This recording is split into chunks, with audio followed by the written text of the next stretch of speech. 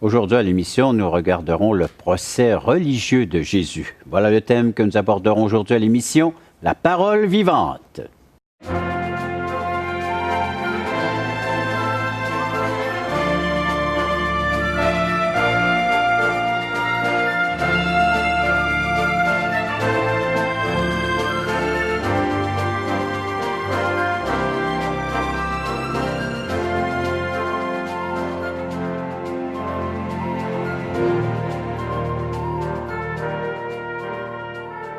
Mesdames, Messieurs, bonjour, bienvenue à l'émission La Parole vivante, ici le pasteur Jean Joly. Nous allons regarder ensemble une partie du texte de l'Évangile de Jean, chapitre 18, concernant l'arrestation de Jésus, le procès religieux. Quelques procès que Jésus va subir là, devant nous, devant ce texte. Bonjour Jeff. Bonjour Jean. Bonjour Jean-Pierre. Bonjour Jean. Donc prêt pour regarder ensemble ce premier procès? Absolument, oui. Procès religieux. est-ce qu'on peut vraiment appeler ça un procès? Oui, ouais. Plus une pièce de théâtre qu'autre chose. Hein. C'est déjà organisé d'avance, là, mais c'est vrai qu'on peut diviser qu'au fond, il va passer deux types de procès, un religieux, puis le prochain, c'est Pilate. Donc, ça va représenter le côté plus social ou, comme on dit, juridique. Mm. Alors, on peut lire le texte, peut-être, Jean, tu pourrais nous lire le texte. Merci de m'encourager dans ma lecture, mon cher. Tu sais tellement bien que... Ça nous inciterait... En passant, c'est vrai qu'on peut aussi dire que tu as fait la lecture du Nouveau Testament. Oui, vous pouvez vous procurer dans toute bonne librairie chrétienne et sur le marché, la lecture du Nouveau Testament. Et puis, c'est encourageant. Oui. C'est vraiment agréable à suivre, oui. C'est vrai, parce que des fois, tu voyages, tu veux écouter... Exact. Puis tu lis tout le Nouveau Testament. Mettre de la vie dans le texte. Oui, c'est bon. Bien, merci de vos encouragements, chers amis. Donc, Jean 18, à partir du verset 19, c'est là que nous allons entamer notre lecture. Le souverain sacrificateur interrogea Jésus sur ses disciples et sur sa doctrine. Jésus lui répondit, « J'ai parlé ouvertement au monde. J'ai toujours enseigné dans la synagogue et dans le temple où tous les Juifs s'assemblent, et je n'ai rien dit en secret. Pourquoi m'interroges-tu? Interroge sur ce que je leur ai dit, sur ce qui m'ont interroge plutôt ceux qui m'ont entendu. Voici, ceux-là savent ce que j'ai dit. » À ces mots, un des huissiers qui se trouvait donna un soufflet à Jésus en disant, « Est-ce ainsi que tu réponds au souverain sacrificateur? » Jésus lui dit, « Si j'ai mal parlé, explique-moi ce que j'ai dit de mal. Et si j'ai bien parlé, pourquoi me frappes-tu? » Anne l'envoya lié à Caïphe, le souverain sacrificateur. Intéressant, non? Oui, c'est ça. Puis peut-être pour revenir sur ce qu'on disait, si on est obligé de faire deux procès à Jésus, un religieux et un civil ou un juridique, c'est parce que les Juifs n'avaient pas l'autorité juridique en Israël à l'époque. Il faut se rappeler que c'est un territoire occupé par l'armée romaine, par les Romains. On est en plein Empire romain et depuis quand même déjà plusieurs années, Israël est une province. En fait, c'est la province de Judée, parmi les différentes provinces de l'Empire romain. Donc, ils n'ont pas la capacité d'aller dans l'aspect juridique.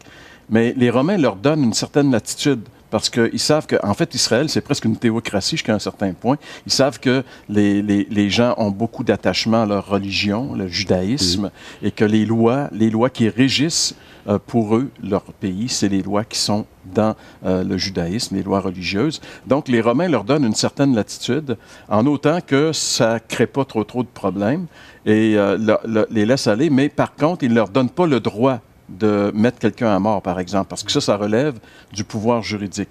Et c'est ce qui explique qu'avant que les Juifs amènent Jésus jusqu'à l'autorité juridique, ben, ils doivent eux-mêmes s'entendre sur quelque chose pour arriver devant l'autorité et puis dire, ben, ce gars-là, il est coupable de telle chose.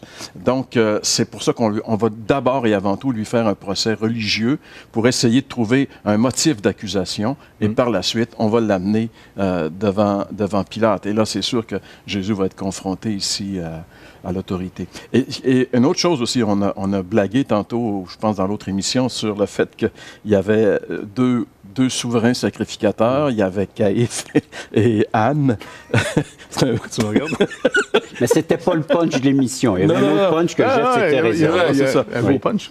mais encore là, il y a une caractéristique. Les Romains aussi s'abrogeaient le titre, le pouvoir de nommer les souverains sacrificateurs, ce qui ne faisait pas l'affaire du judaïsme. Et puis, ils le faisaient d'une manière expressive aussi parce qu'ils ne voulaient pas qu'ils restent en poste trop longtemps. Eux, ils avaient réalisé que le pouvoir corrompt. Donc, tu sais, peut-être que nous, on l'a réalisé après un certain temps, mais eux savaient que plusieurs mandats. une personne trop longtemps au pouvoir pouvait, à long terme, leur occasionner du trouble. Donc, ils se permettaient de changer régulièrement. C'est pour ça qu'on retrouve ici des choses qui ne sont pas tout à fait orthodoxes face aux enseignements de Moïse dans l'Ancien Testament concernant la sacrificature, par exemple. Donc, c'est quelques caractéristiques. Il faut les prendre en considération lorsqu'on arrive ici pour bien comprendre ce qui se passe. Donc, c'est un peuple assez limité. C'est pour ça que Jésus, on a voulu le lapider, parce que le blasphème, la peine, c'était la lapidation. Mais il était très limité dans le faire. Donc, mais c'est pour ça que Jésus dit très clairement que ce ne sera jamais par lapidation qu'il va se faire tuer. C'était écrit déjà dans l'Ancien Testament qui vont finalement le clouer sur le bois. Suspendu au bois, et puis sans que ses os ne soient brisés. Tellement de détails dans l'Ancienne Alliance, l'Ancien Testament, qui parlent de ce moment précis de la crucifixion de Jésus. Les moindres détails de la prophétie qui parlait de Jésus se sont accomplis littéralement. Et ça aussi, c'est... Tu sais, il y a beaucoup de gens qui sont incrédules, là, qui nous regardent, qui se moquent de nous, tu sais. Mais prenez au sérieux juste l'aspect prophétique. Prenez les Écritures qui concernent Jésus, puis essayez de voir dans le temps comment ça s'est accompli, puis ça va peut-être être un élément qui pourrait vous faire changer d'idée. Blaise Pascal, justement, qui est un mathématicien du 19e, avait écrit justement sur les prophéties de la Bible. C'est un mathématicien, le gars, c'est vraiment le gars.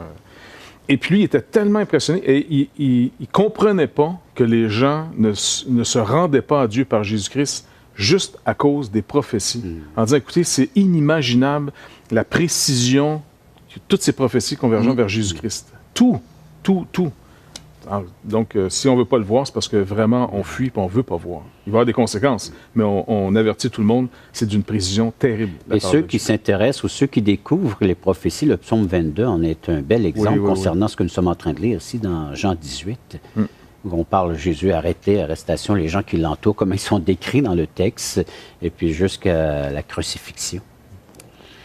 Vous voulez certainement participer à l'émission. Vous pouvez le faire, oui, en composant un numéro de téléphone, en nous écrivant. Composez le numéro suivant en 877-537-7647 ou écrivez-nous au site suivant, espoir.ca, touchrétien.com. Après la pause, on poursuit l'étude de ce premier procès du Seigneur Jésus-Christ, le procès religieux. Là, c'est plus pour les initiés. Non. Si tu ne peux pas amener n'importe qui, n'importe quand dans ta réunion, il y a quelque chose qui ne va pas. Parce que tout doit être connu. Il dit, j'ai enseigné publiquement, tout le monde, synagogue, temple, j'ai rien dit en secret.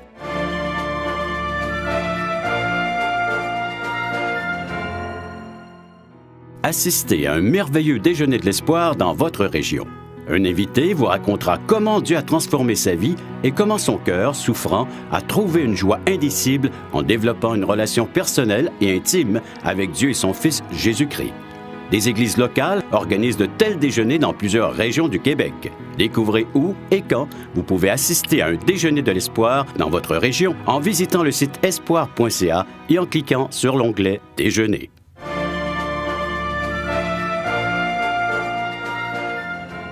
L'Évangile selon Jean, chapitre 18, où Jésus est interrogé par les chefs religieux. Il subit son procès religieux, donc, de la part du souverain sacrificateur et des chefs judaïsmes de cette religion. À plusieurs reprises, Régent, on voit que Jésus a été confronté aux différentes sectes du judaïsme. On voit, c'est très clair dans les évangiles, les Hérodiens même vont venir interroger Jésus sur certaines choses, les Sadducéens et aussi les pharisiens. Mais ici, Jésus se retrouve devant l'autorité suprême du judaïsme, devant le souverain sacrificateur. Et on lit au verset 19 ici, « Le grand prêtre interrogea Jésus sur ses disciples et sur son enseignement. » Ils veulent vraiment trouver une faille dans ce que Jésus a enseigné, une faille qui ferait en sorte que ce serait différent de ce que Moïse a enseigné pour pouvoir l'accuser de révolte ou quoi que ce soit, et sur ses disciples également. Mais Jésus lui répondit, ça c'est intéressant la réponse de Jésus, « J'ai parlé ouvertement à tout le monde. J'ai toujours enseigné dans les synagogues et dans le temple où les Juifs se réunissent constamment, et je n'ai rien dit en secret. » Je n'ai rien dit en secret. En réalité, regarde, il est en train de lui dire, là, tu sais ce que j'enseigne. Tu sais, tout le monde sait ce que j'enseigne. Moi, je n'enseigne pas en secret. Je n'ai pas deux enseignements, un public puis un caché. je dis toujours la même chose. En réalité, Jésus, c'est ça qu'il est en train de dire. Et puis ça met peut-être aussi un clou dans le cercueil des sociétés secrètes. Oui. Parce que vraiment, là, puis il y en a même qui récupèrent Jésus pour leur trip, je ne sais pas trop, là, leur patente. Là. Donc, toute société secrète, au fond, est une société de ténèbres, point final, de losers.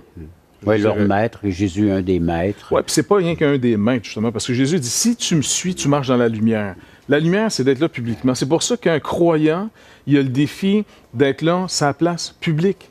Tu mets pas, finalement, une lumière, finalement, sous la table quand tu es éclairé. Tu la mets sur la table.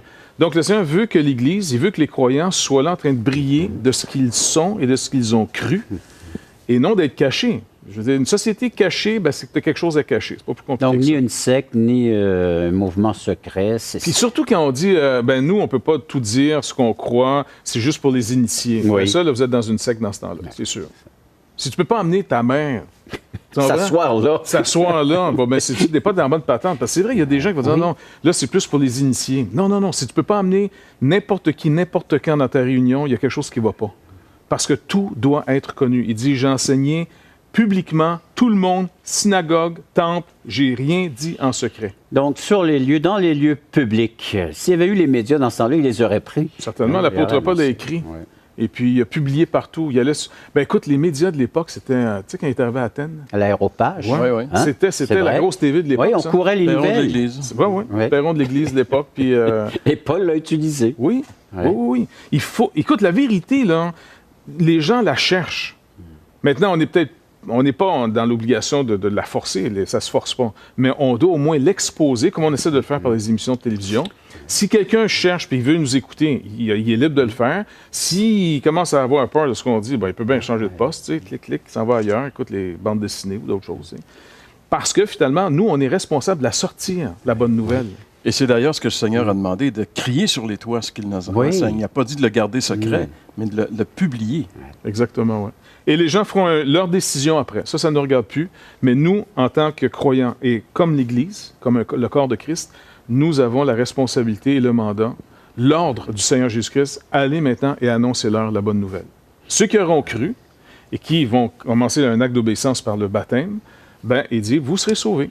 Et tout comme Jésus n'a pas laissé son bassin de population, son auditoire ignorant, l'Église doit répondre au même mandat, c'est-à-dire de renseigner. Si les gens ne connaissent peu de choses au sujet de Dieu, il faut se demander ce que l'Église est en train de faire. Est-ce qu'elle est en train vraiment de remplir son mandat, ou le pourquoi qu'elle existe, c'est de briller, c'est d'être la lumière et de pouvoir répandre l'Évangile? Comment en entendront-ils parler s'il n'y a personne qui prêche? Hein? C'est un peu ce que Paul est en train de dire dans l'Épître aux Romains. Concernant l'importance, le mandat que Dieu a donné à ceux qui le suivaient, de continuer son enseignement, de le répandre, son enseignement. C'est pour ça que nous, on aime distribuer les Écritures, on aime que les gens connectent avec les Écritures. Tu sais, nous, on ne prêche pas une Église. Tu sais, des gens, des fois, on ne prêche pas une Église, on prêche une personne. Et puis, on veut que les gens connectent avec cette personne. Ni une dénomination. Exactement. Cette personne, c'est Jésus. C'est lui l'important. Tu sais, l'Église, c'est secondaire. Ça nous prend une Église locale pour vivre notre vie chrétienne. Dieu a voulu que la vie chrétienne se vive en communauté. Il n'a pas voulu qu'on soit toute seule sur notre branche, mais qu'on vive ensemble parce que, justement, le christianisme a pour but de transformer notre vision de la vie. Et pour faire ça, il faut vivre avec les autres parce que le fer aiguise le fer et le frère aiguise le frère. Hein? Oui, exactement. Bien, et puis, donc, rien de secret pour le Seigneur. Non, écoute, même dans des temps où le gouvernement, comme ici, les apôtres, quand Jésus va mourir, ressusciter, il les mandate en disant « Allez-y maintenant, continuez ». Les autorités qui ont fait crucifier Jésus veulent empêcher les apôtres de parler sous sanction.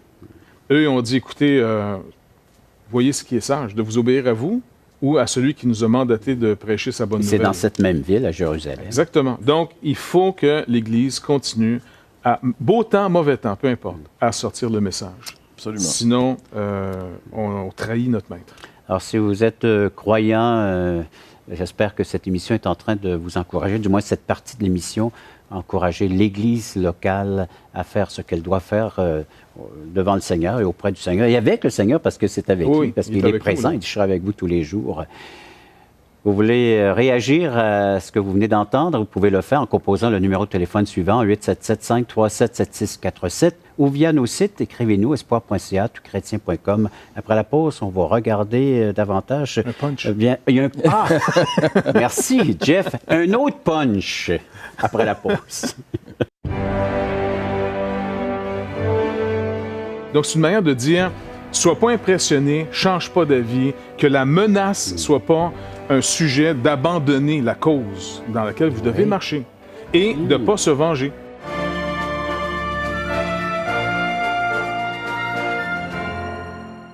Voulez-vous combler le vide dans votre âme? Avez-vous soif d'une sérénité intérieure?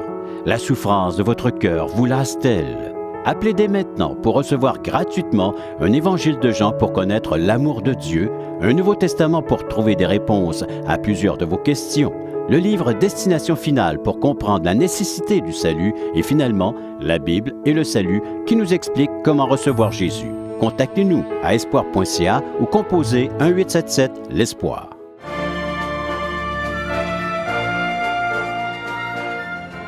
Les chefs religieux interrogent Jésus, ça se corse, ça se resserre au point que, il y en a un qui va gifler Jésus. Oui, parce que c'est dans le passage où Jésus, après avoir dit « je ne dis rien en secret », il va continuer en disant « pourquoi m'interroges-tu? Tu sais ce que j'enseigne, pourquoi tu m'interroges? » Bon, mais en passant en disant « si jamais tu n'es pas au courant, interroge sur ce que je leur ai dit, ceux qui m'ont entendu. » Puis il y en avait là-dedans. Oui. Là, Il y en a qui n'a pas aimé ça. Non. Parce qu'il dit « voici, ceux-là savent. » Ceux-là, là, ils sont là. Vous étiez là, les Donc, gars, c'est des membres du Sanhédrin. Oui, puis il y en a un qui ne s'est pas levé de bonne humeur ce matin-là, ça allait pas bien.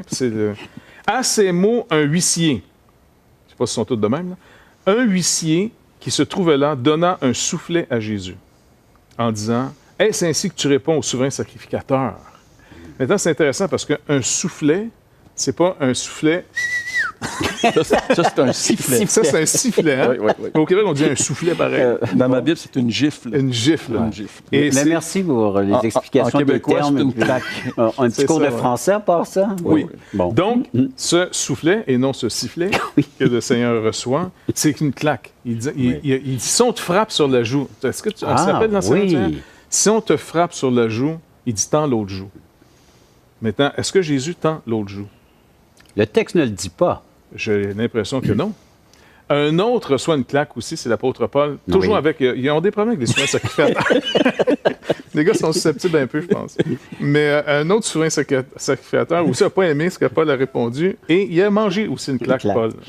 Et est-ce qu'il a tendu l'autre joue? Non. Maintenant, qu'est-ce que Jésus veut dire par « si on te frappe sur la joue, tends l'autre ». Et puis, j'ai l'impression, j'ai entendu une explication très intéressante. C'est M. Malek. Tu connais pas M. Malek? Non. M. Malek, c'est un des représentants de la communauté COP du Québec. Donc, les chrétiens COP d'Égypte, ici à Montréal, entre autres. Et puis, un jour, on parlait ensemble, et puis il expliquait, entre autres, à Réal Gaudreau, avec qui je travaille, parce qu'il dit, j'entends souvent les chrétiens dire, ben non, mais si on vous frappe, soyez comme un peu un tapis, Jésus vous a demandé de tendre l'autre joue. Il dit, non, il dit, vous comprenez pas. C'est pas dans ce sens-là que le Seigneur vous dit de faire. Il ne dit pas de faire le tapis. Il vous dit de rester ferme dans ce que vous allez dire. Elle dit à la limite, donne-moi un autre, ça ne changera rien. C'est dans ce sens-là. C'est pas dans le sens que devenez mou, devenez des victimes. Pas du tout. Jésus n'est pas victime ici. Donc, Jésus s'attache à son enseignement. L'apôtre Paul s'attache à l'enseignement de Jésus. Les deux mangent une claque et les deux ne tendent pas l'autre joue. Donc, c'est une manière de dire, sois pas impressionné, change pas d'avis, que la menace soit pas un sujet d'abandonner la cause dans laquelle vous devez marcher et de ne pas se venger. C'est une explication Jeff, intéressante. Ça. En réalité, il tend de l'autre joue en demeurant ferme dans ce qu'il croit. C'est ça. Tu Exactement. peux me frapper une deuxième fois, je ne changerai pas. Je ne changerai pas d'avis. Je veux dire, ce qui a été écrit est écrit. Alors, je ne changerai pas d'avis. Donc, Jésus, après avoir reçu donc, ce soufflet, cette claque, ce gifle, il va répondre en disant, si j'ai mal parlé, écoute, aide-moi là, ici, là, j'ai peut-être pas... il y a quelque chose qui m'échappe de ma logique. Si j'ai pas mal parlé, pourquoi tu me frappes? Donc ça, c'est vraiment important de voir. Parce qu'il y a des gens qui vont essayer d'entrer littéralement dans l'enseignement du Seigneur en enlevant du contexte ou le but d'une conversation. même beaucoup de gens, souvent, quand ils vont discuter les uns avec les autres, plutôt que d'écouter l'ensemble de la conversation, qu'est-ce que l'autre essaye de dire, les gens, des fois, peuvent trop s'attacher à un sens qui est faux ou littéralement ce qui est dit et de passer à côté. On le voit souvent, ça arrive. Mais pour revenir au procès, on voit quand même qu'il cherche des accusations envers Jésus pour le déclarer soit coupable et puis blasphémateur, parce qu'il cherche ici un blasphème dans son enseignement. On le voit dans d'autres témoignages, ils vont même susciter des faux témoins pour dire il a dit qu'il détruirait le bâtiment. Ou...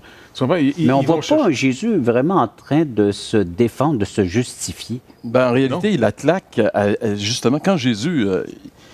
c'est une réaction de quelqu'un qui n'a pas shooté. Je veux dire, c'est tellement évident qu'est-ce que Jésus dit. Ouais. Lui, il faut qu'il réagisse dans le sens que, regarde, il faut trouver quelque chose. Là, puis, tu sais, je veux dire, arrête de te justifier. Tu sais, puis, il ne peut pas supporter justement le fait que Jésus a raison.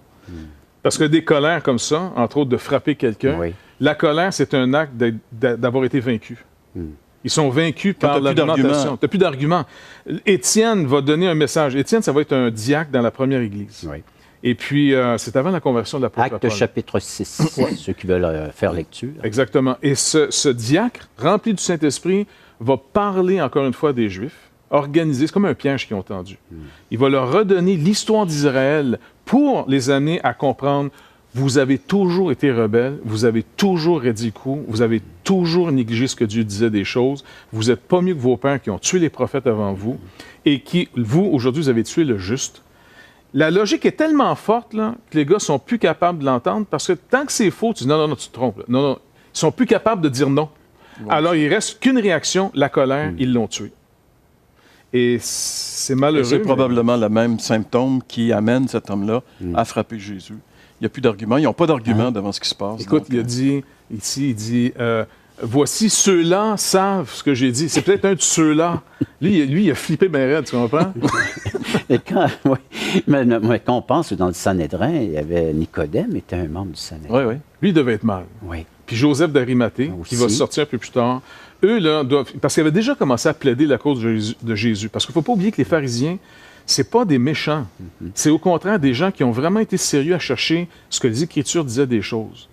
Mais le drame, c'est que souvent, la connaissance, les succès que tu as dans ta vie peuvent devenir le pire poison de ta vie, ce qu'on va voir peut-être après la pause. Donc, peu importe notre colère, même si on se fâche envers Dieu, on lui montre le poing, ça ne l'impressionne pas du tout. Pas tellement, non. Non. On est mieux d'accepter ce qu'il nous dit, d'être encore à l'écoute de son enseignement. Après la pause, on va regarder de façon plus personnelle comment ce procès, ce que le Seigneur est en train de subir, peut nous apporter de quoi dans notre vie. Le cœur idolâtre ou des choses qu'on pensait bien faire et on pensait vraiment mettre Dieu sur la sellette, mais finalement on s'aperçoit qu'on a participé, que nous on se mettait sur la sellette et on a participé à la crucifixion de Jésus-Christ. Nous sommes coupables devant Dieu.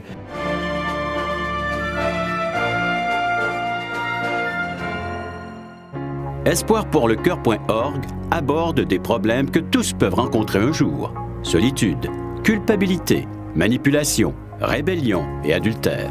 Chaque problème est clairement défini avec ses symptômes et ses caractéristiques. Des pistes de solutions sont données. Le but du site espoirpourlecoeur.org est d'encourager les chrétiens à s'entraider. Pour participer à l'une de nos conférences, consultez notre site espoirpourlecoeur.org.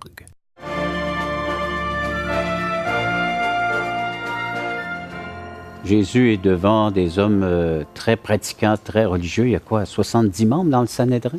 Oui. Ils sont là, puis il est au centre, certainement. Il est devenu le centre d'attrait pour tous ces gens-là. Puis il y a des gens là-dedans qui vont prendre position pour Jésus-Christ prochainement. Il y a Joseph d'Arimathée, il y a Nicodème, entre autres, qu'on voit dans Jean chapitre 3, où il s'intéresse à Jésus-Christ de façon bien particulière. Mais ces gens-là, eux, ils pensaient faire du bien, là. Ils pensaient vraiment d'enlever une personne nuisible là, à la nation juive. Oui. Mais je pense qu'une manière de tester si on marche dans la vérité, Jacques nous dit, si ce que je vis, ce que je fais est en train de produire un zèle amer dans ma vie, je mens contre la vérité. Il n'a pas dit si je fais le mal. Si tu fais le mal, tu n'as pas besoin du Saint-Esprit pour savoir que le mal est mal. Pas besoin d'un...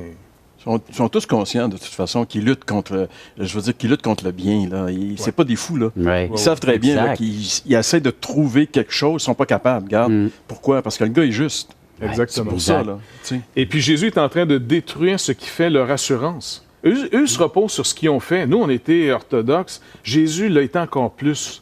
Et en contraste à Jésus, là, tu dois sentir que tu es souillé. Ouais, Tu sais, que tu es sale, que tu n'es pas propre, que c'est une pièce de théâtre que tu as jouée finalement quand tu as fait ta religion, parce que tu t'es empêché sûrement de faire le mal, ce qui est bien.